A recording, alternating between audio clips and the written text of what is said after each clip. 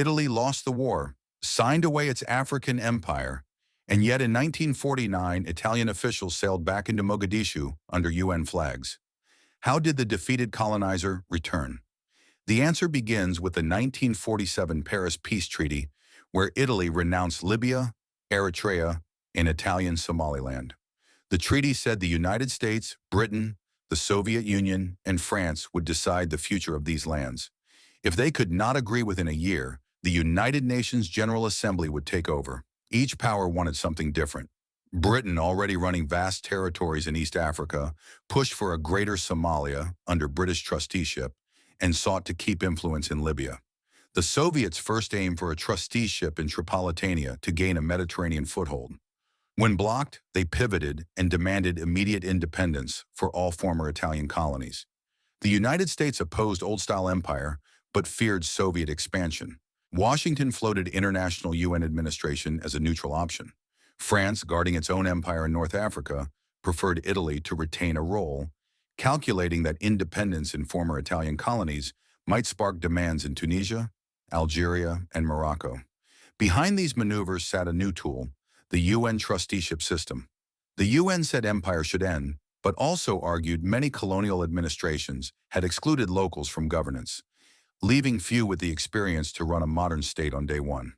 Trusteeship was sold as a short, supervised bridge to self-rule, not a return to permanent colonialism.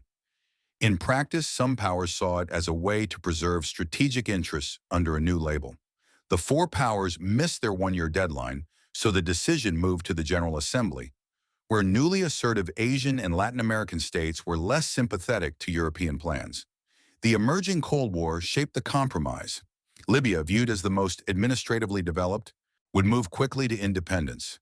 Eritrea would be attached to Ethiopia. That left Somaliland. Immediate independence looked risky. Britain's bid to expand its holdings drew little support, and very few countries had the ships, staff, or experience to run an African territory on short notice. Italy, ironically, met the practical tests. It knew the local administration and the infrastructure it had built. Politically, by 1949, Italy had joined the Western camp and was aligning with NATO. Giving Rome a time-limited UN trusteeship over Somaliland would keep the territory out of the Soviet orbit, satisfy states wary of British expansion, and avoid a chaotic power vacuum. It also served as a public signal that post-fascist Italy was now a partner, not a threat.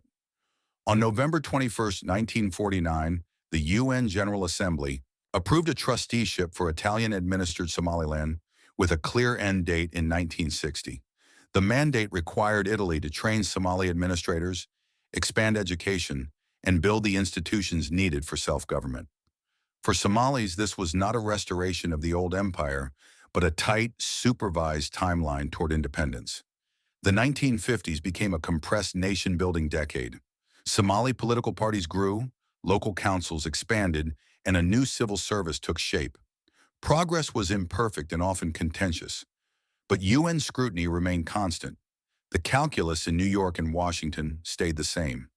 Move fast enough to avoid unrest and Soviet influence, but not so fast that the state collapses on day one. In June 1960, the Trust Territory became independent. Days later, it united with the former British Somaliland to form the Somali Republic. The strange loop closed. The country that lost an empire briefly returned not as a conqueror, but as a custodian on a countdown clock. The policy was a Cold War compromise dressed in anti-colonial language, flawed and strategic, and designed to end itself. If you want to see more, click the subscribe button and like.